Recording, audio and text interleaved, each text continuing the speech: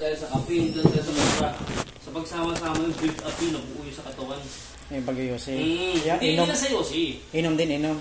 Lahat ng bawal, lahat ng bisyo. Kumbaga lahat ng hindi dapat intake ng katawan mo, yun yung mga naging dahilan.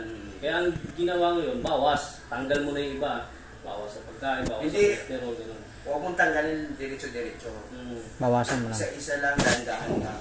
Kasi, ay, delikado yun. Depress ka. Yung pag-vape, tinanggal ko muna kasi nga, lalo kong hingalin kung mag-vape ako eh. Baga ito ngayon, pag lalakad ako, pag okay na ako kasi hindi ako nag-vape.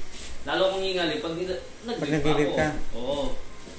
Wala naman talagang direct. Ano naman nakukuha mo sa vape? Saan? Yung pag-vape. Anong...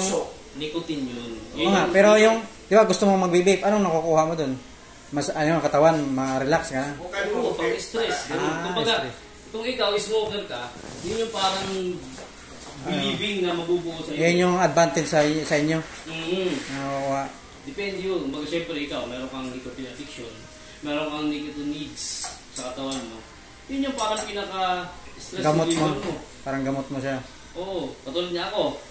Kunyari, may gagawin ako. Dati hindi ako makagawa sa computer ko. Kunyari, may mag-remix ako, mag-edit ako. Hindi ako makagawa pagka wala akong vape na katabi, wala akong kape. Hobby mo, hobby nga. Oo. Parang hobby. Bagay yun yung parang nagpapalikod sa utak ko eh. Addiction. Kapag, Addiction parang. Kumari, kung sa akin parang parang jackal. Di naman. Pero talaga, nabawas-bawasan mo na. Yung pag-vape. Hindi ka na nag-vape? Simula pa nung November katapusan. Last week ng November. Kasi doon ako nag-stop eh. Nagpa-check up ako. Yung inom? Matagal na ako din talaga. Matagal ka na din ako. Oo, matagal na. Pero dati, nung ka pa, malakas talaga kami. 2010 yata ako nag-stop, 2009. Matagal na parang... Matagal na. Siyempre, build up nga yun sa katawan mo. Pero yung mga previous na taon, iinom ka konti-konti lang. Hindi na rin eh. Kahit occasional, hindi rin eh. Kung magkano, pasyat lang. Pero yung inom talaga na nasa upuan, inuupuan talaga. Wala talaga.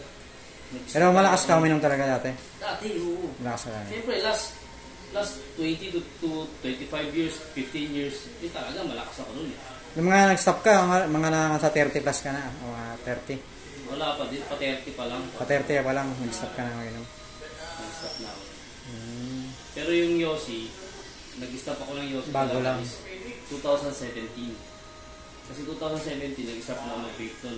Almost 1 year ako Yossi vape. Tapos, after, wala pang 1 year, tsaka ako nag-straight mag-vape talaga. Hanggang last year lang. Hanggang last year lang yung vape. Pero mas siyempre, si vape, consider as smoking pa rin yan eh. Pero, not unless sa, talaga, Yossi talaga, maraming walang filter, walang no? Mas maraming chemical talaga. Chemical, mga nicotine. Hindi naman sinasabing pag nag-Yossi ka, ay nag-vape ka, hindi ka magkakasakit kagaya ng si Yossi. Magkakasakit ka pa rin. Meron hindi pa ka rin talaga, kumbaga parang... yung vape, nilalanghap niya yung usok niyan o ano? Yan talaga, pinapasok niya talaga sa baga? Oo, higop talaga. Higop talaga yan lahat? Oo, hit po ka lang din si vape. Si Yossi kasi talaga, may hits yun pagka higop mo. Gagawin mo pa yun eh. Talagang direct sa baga yun. Tapos nilalabas pa sa ilong. Oo. Direct talaga yun. Kumbaga iikot talaga sa anong baga mo yun. Ganun din naman si vape. Pero si Yossi kasi mas malakas ang nicotine niya. Mas mataas. Hindi kagaya kay fix na kasi yung nicotine ni Yossi. Kunyari 12 mg yung nicotine sa Marlboro na pula. 12 mg yung buong mahigop mo. Kung para kay vape, si vape meron yan 3 mg, meron 6 mg. Si 3 mg, kung 3 mg lang yung iikot sa katawan mo, sa lungs mo. Mas mababa nga lang ng vape. Pero hindi sinasabi na mas safety. Oo. Yung sinasabi 95% safer than cigarette. Hindi rin. Meron pa rin talaga. Meron pa rin chemical. Kasi, nandun na tayo, dalawa lang yung pinaka-main ingredients ng e-juice o e-cigarette na yung pinapatak. Meron din natawag na VG tsaka PG, vegetable glycerin at tsaka yung Prosperos. Oo, para VG-PG. Ngayon, oo, tama nga. Itong si VG tsaka si PG, nasa pagkain yun. Baga, ingredients sa pagkain yun. Di ba? Food, ano siya ng food. Lifestyle. Oo. Pero, ang tanong, kapag yung init ba, nainitan si BG tsaka si PG, wala bang naging chemical reaction yun bago siya maging usok? Tapos hihigupin mo. Doon nagkakaroon ng problema eh. Kapag Totoo yan ba yung yung second smoker? Parang mas marami. Sa vape, hindi yun. Pero sa UC ba? Sa UC talaga. Yung second smoker, kunwari, malalanghap mo yung usok ng kunwari, ikaw nagsigarilyo ka. Tapos kunwari, ako di ako nagsigarilyo, pero nalanghap ko yung amoy o yung usok na pasok sa ko. Kunyari ako, nag-UC ako. Oh. Kung ang malalanghap mo, yung usok na galing mismo direct sa sigarilyo, yun yung delikado. Delikado yan. Pero kapag malanghap mo, yung Galing usok na bilog ako, hindi na masyado yun. Kasi syempre nasa akin na yung unang tama nun eh. Yung galing lang sa sigaret talaga. Yung galing sa sigarilyo kasi nga, walang filter yun. Kung ano yung umuusok-usok pa ganun sa may apoy ng sigarilyo, yun yung malanghap mo, yun yung delikado. Kasi walang pinag-filteran yun. Kumpara doon sa pagkahigop, mapupunta doon sa filter yung nicotine, mahihigop ko pa ulit sa katawan ko, tapos ibubuga ko, tapos malanghap mo, wala na yun. Pero meron pa rin konti. Kasi mga amoy pa rin. Yung amoy may niya. konti. Kumpara doon sa may mismong usok na lumalabas sa may direct sa apoy sa sigarilyo. Yun yung mas delikado. Delikado yun. Yun talaga yung pang yung tinatawag na pneumonia. Second hand smoker. May mga pneumonia doon galing yung mga pneumonia, TB. Kasi marami talagang chemical na reaction yung tabako, yung sigarilyo kapag ka nag-burn na siya eh. Kapag na sa apoy, tapos umusok siya. Yun. Yung vape, meron din naman yung hindi ganun kalaki, hindi ganun mataas.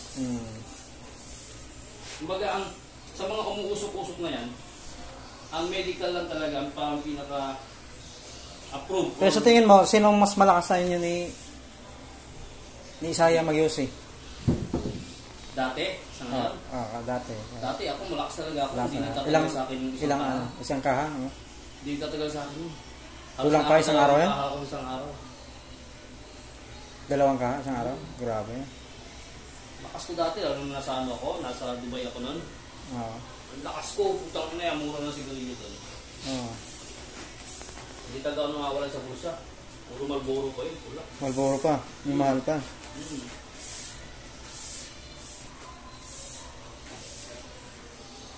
Kumbaga yan sa mga usok-usok ko yan, ang pinaka-approve talaga ng mga doktor dyan na sinasabing safe sa mga usok-usok na yan. Yung mga, tulad ng nebulizer, umuusok din yan. Yun yung parang mga white smoke, kumbaga, safe na usok. Pero yung vape, hindi pa rin safe. Less lang siya, mas less lang siya kaysa sa cigarette. Pero consider pa rin yun. Kaya ang mga medical, yung mga doktor, hindi nila ina-approve o tinitake na yung sinasabi nga na mas safe yung vape sa cigarette.